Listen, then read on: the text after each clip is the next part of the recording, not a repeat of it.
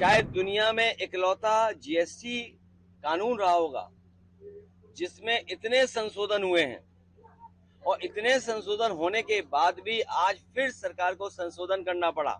Make in India बर्बाद हो गया। स्वदेशी का नारा केवल मुंह से है, मन से नहीं है। ये बीजेपी के लोग स्वदेशी मुंह से हैं और मन से विदेशी हैं। चुनाव को अब 1 साल के लगभग दिन बचे हैं। उत्तर प्रदेश का चुनाव 1 साल के अंदर या 1 साल का आसपास समय बचा है सरकार के पास। और अब तक अभी हम लोगों ने जो बजट देखे हैं उत्तर प्रदेश सरकार के, 9 बजट देख चुके हैं। आखिरी बजट आना है जो अब आ जाएगा आने वाले समय में। दिल्ली की सरकार तीसरी बार चल रही है। हाल ही में हमें और आपको देखने को मिला कि एक ऐसा कानून जीएसटी जब लागू किया गया था तो ये बात कही गई थी कि व्यापार बढ़ेगा। इस कानून के लागू होने से सरल व्यवस्था लागू होगी जिससे कि व्यापारी और कारोबारी अपना टैक्स दे पाएगा।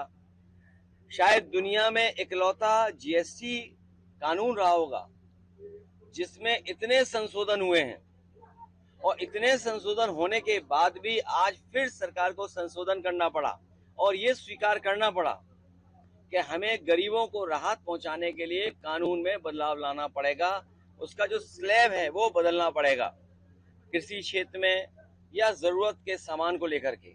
तो सवाल ये है कि जीएसटी लागू होने से लेकर के अब तक आखिरकार सरकार ने किसको मुनाफा कमाने दिया?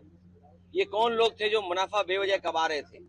और याद रखना, कानून के और स्लैब के कम हो जाने से ये जो मुनाफा कमाने की जो आदत पड़ गई है वो मुनाफा कम नहीं होगा, महंगाई कम नहीं होगी।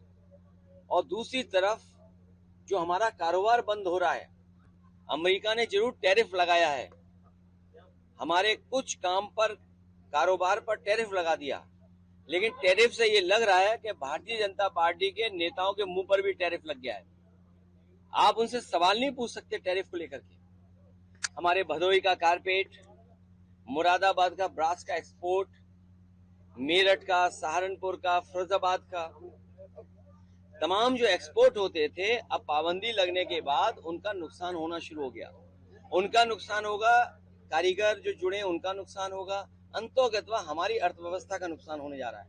अमेरिका अगर अपनी अर्थव्यवस्था को बचा रहा है या अपनी अर्थव्यवस्था को मजबूत कर रहा है तो हमें भी ये सोचना चाहिए कि हम अपनी अर्थव्यवस्था को कैसे बेहतर करें। उसके लिए हमें फैसला लेना चाहिए।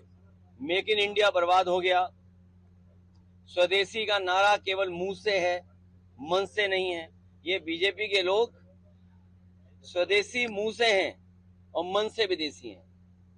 अच्छा सर, किसानों को डीएपी खाद नहीं मिल पा रही है, बड़ी समस्या। फसलों को खाद नहीं मिल रही है। डीएपी इसलिए नहीं मिल रही है कि उसमें पीडीए शब्द है। डीएपी पीडीए शब्द है और पीडीए लोग ही बड़े पैमाने पे खेती कर रहे हैं। गांव गरीब कौन है? जहां हम और आप खड़े हैं इस गांव में कौन खेती कर रहा है या किस घर परिवार के बीच में खड़े हैं? तो ये तमाम वो लोग हैं जो मेहनत कर करके कमा रहे हैं और सरकार के पास खाद नहीं, यूरिया नहीं, डीएपी नहीं और कीटनाशक दवाइयां महंगी हैं। और जब फसल तैयार हो जाएगी तो कोई उसको कीमत नहीं मिलेगी और बाढ़ से जो नुकसान हुआ उसकी भरपाई नहीं हुई है। तो इस सरकार के रहते रहते किसानों की आय दोगुनी नहीं होगी, किसानों की जेब से ये सरकार पैसा निकाल लेगी। सर जीएसटी का स्लैब कम किया गया, क्या लगता है कि कहीं ना कहीं ये डर है कि वोट चोरी और जीएसटी के स्लैब कम होने से भी जो बड़े पैमाने पर महंगाई बढ़ी थी, जिन्होंने मुनाफाखोरी की थी, मुनाफाखोरी नहीं रुकेगी। जिन्हें मुनाफा कमाने की आदत पड़ गई है वो मुनाफा वही कमाएंगे। जो बाजार में सामान बिक रहा था, जो मुनाफा कमा रहे थे, आप बताइए क्या पार्ले जी का बिस्किट का पैकेट बड़ा हो जाएगा या साबुन का पैकेट जो छोटे हो गए साबुन क्या बड़े हो जाएंगे?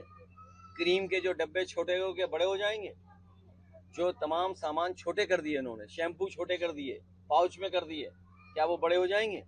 तो जिन्होंने मुनाफा कमाने की आदत डाल ली है वो कानून चाहे कितना परिवर्तन कर दो उससे मुनाफाखोरी कम नहीं होगी, क्योंकि बीजेपी की नीयत साफ नहीं है। अगर नीयत साफ होती तो मुनाफाखोरी बंद हो जाती।